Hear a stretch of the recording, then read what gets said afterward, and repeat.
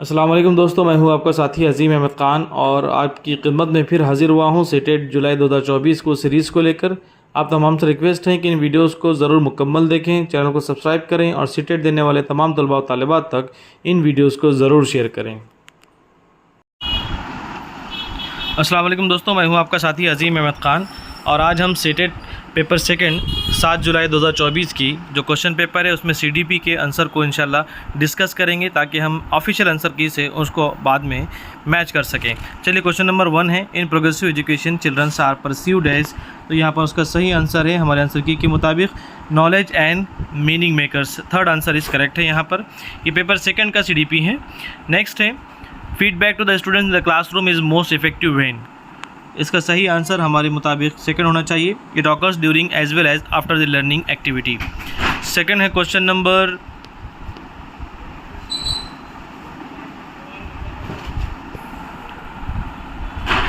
Next है question number 3, during the adolescence the pressure to the conform to the gender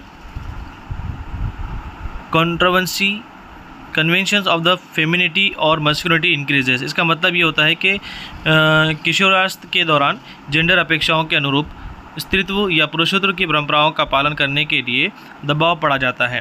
तो इसका सही answer अगर हम देखे जाएं तो उसके जो असर्शन और रीज़न दो चीज़ें दी हुई है, ठीक है, तो वहाँ पर जो ए और बी है दोनों भी ख़ास तौर पे वहाँ पर गलत हैं कि जेंडर रोल बायोलॉजिकल बेसिस पे होता है और प्रेशर की वजह से बच्चों के अंदर ख़ास तौर पे फेमिनिटी और masculinity increases.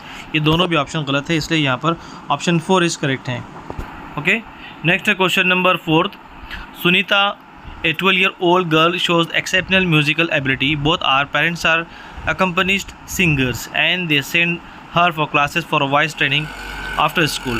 Her capabilities are most likely to the result of an interaction between। अब उसके पेरेंट्स दोनों भी सिंगर्स हैं तो जाहिर सी बात है कि उसकी जो इंटरेक्शन होगा वो किस चीज़ में होगा। तो यहाँ पर 4 का सही आंसर है हेरिडिटी एंड इन्वायरमेंट बोथ। उसको हेरिडिटी की तरफ से मिल रहा है और इन्वायरमेंट के ज़रिए उसको ट्रेनिंग मिल रही है, इसलिए थर्ड आंसर इस करेक्ट है। Next question number 5, sensitive periods are those time periods during the which certain dash are specially important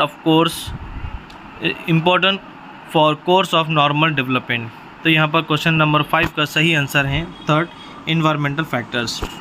next question number 6, in order to develop the critical thinking among the students as a teacher. आपको critical thinking develop करने के लिए as a teacher क्या करना चाहिए? इसका भी सही आंसर थर्ड है, give the questions that innovative indifference and explanations. Question number 7 है, a teacher asks herself, how can I provide experiences that required students to classify the different type of objects environmental and analyze their classification schemes? Which intelligence is she trying to promote in the classroom? यहाँ पर ख़ास तौर पे वो classification की बात कर रही है अपने स्टूडेंट्स को इन्वायरमेंट के अंदर मौजूद एनालाइज करने के लिए कह रही है, क्लासिफिकेशन करने के लिए कह रही है। तो यहाँ पर नेचुरलिस्टिक इंटेलिजेंस यूज़ करने की बात टीचर के ज़रिए कही जा रही है। Next question number 8, how does the sitting mastery goals impact students motivational views of the ability. यहाँ पर क्वेश्चन नंबर 8 का सही आंसर सेकंड है, it often implies enhance intrinsic motivation और इंक्रीमेंटल व्यू ऑफ एबिलिटी। तो सेकंड आंसर इसका 8 का सही है। Next question number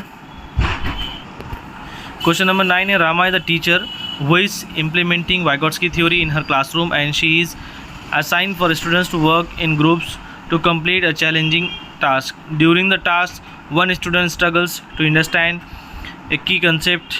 What would be the most effective way for Rama to help his students? तो यहाँ पर क्वेश्चन नंबर 9 का सही आंसर, यहाँ पर क्वेश्चन नंबर 9 का 4 आंसर इज करेक्ट है, work through the problem with the students and providing guidance and feedback as needed while involving other group members। कुछ आंसर्स ऑफिशियल आंसर की से मिसमैच भी हो सकते हैं, ऑफिशियल आंसर की हतमी फ़ैसला होता है, ठीक है, ये हमारे सब अपने गुमान होते हैं, हमारे अपने अंदाजे होते हैं जवाब के लिए। तो आप ऑफिशियल आंसर की का आप इंतज़ार कर सकते हैं जब तक के लिए हम इन चीज़ों को डिस्कस कर रहे हैं।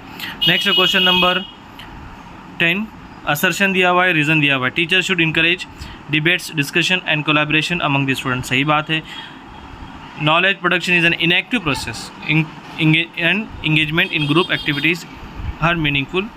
हिंडर्स कहा जा रहा है ग्रुप एक्टिविटीज़ को। या इस बात से हम अंदाज़ा लगा सकते हैं कि क्वेश्चन नंबर 10 का थर्ड आंसर इस करेक्ट है, जिसमें आपको ए सही है बट आर गलत है, इसलिए थर्ड आंसर करेक्ट है।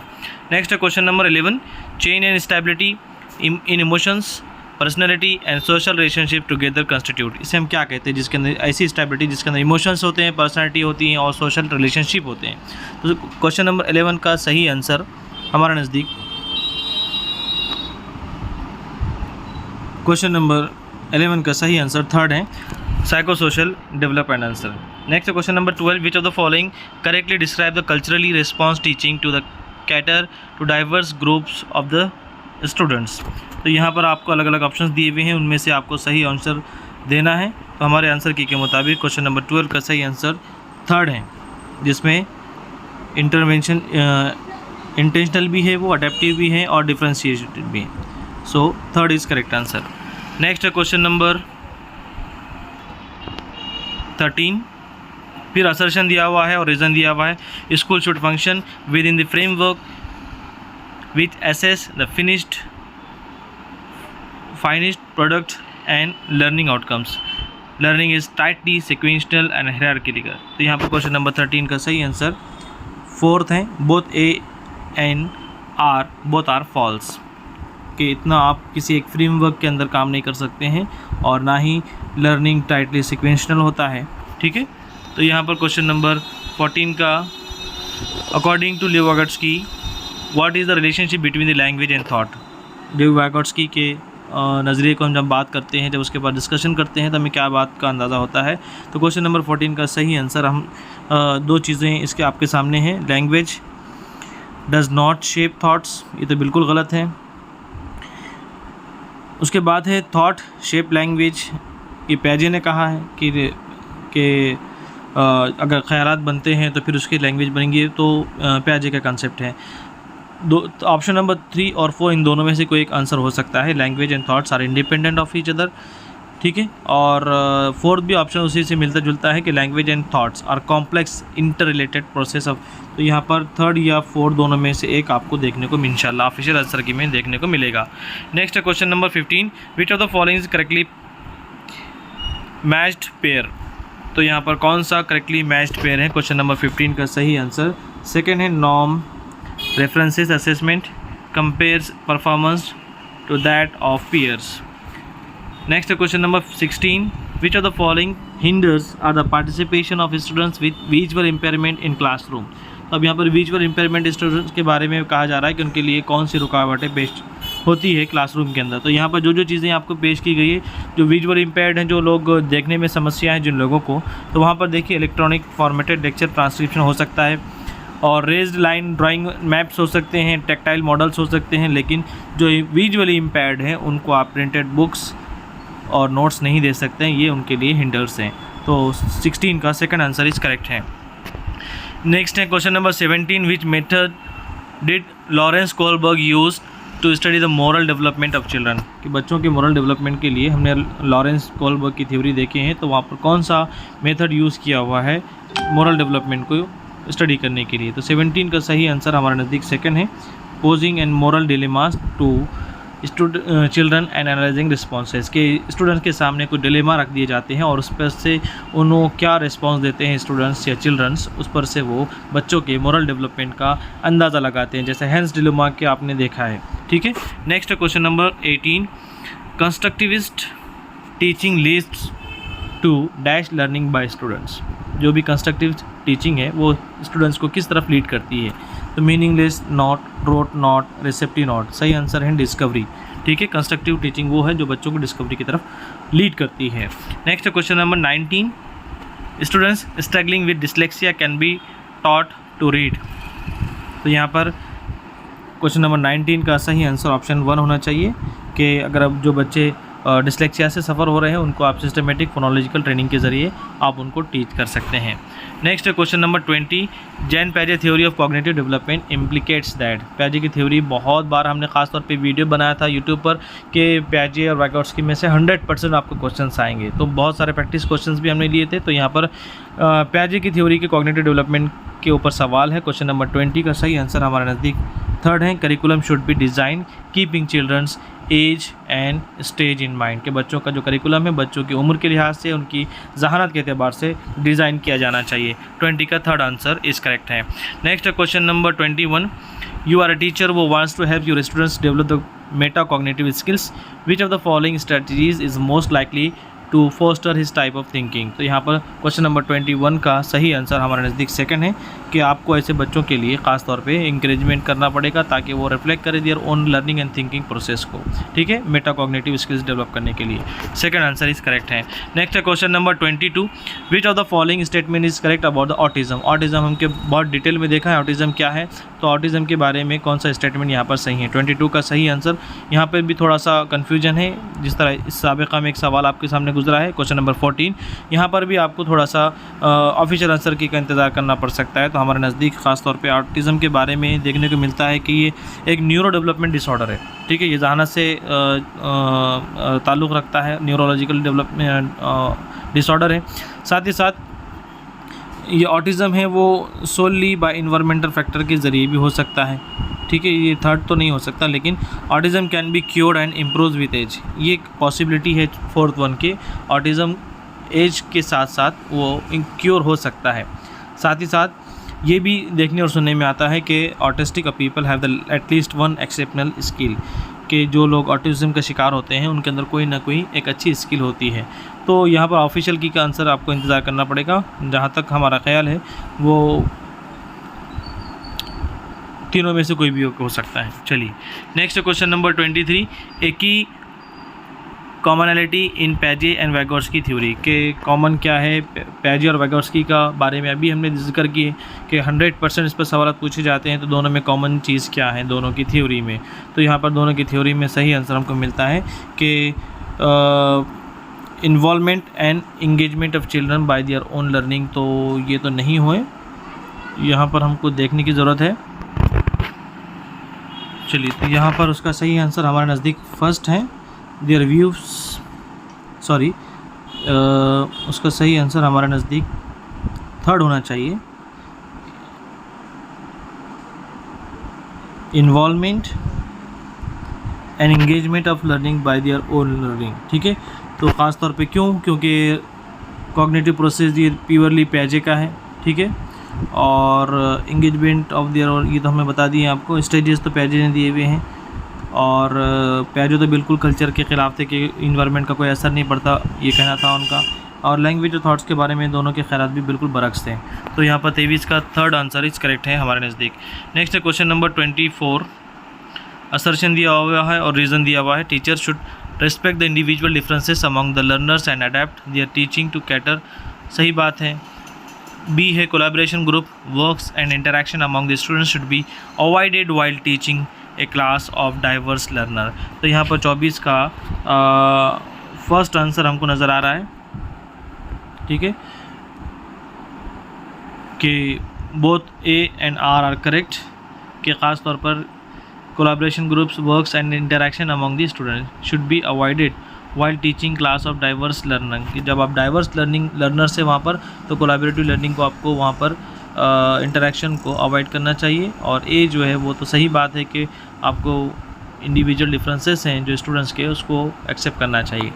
Next question number 25, which learning strategy involves children teaching others what they have learn, condition learning, rote learning, expository learning और है रेसिप्रोकल लर्निंग।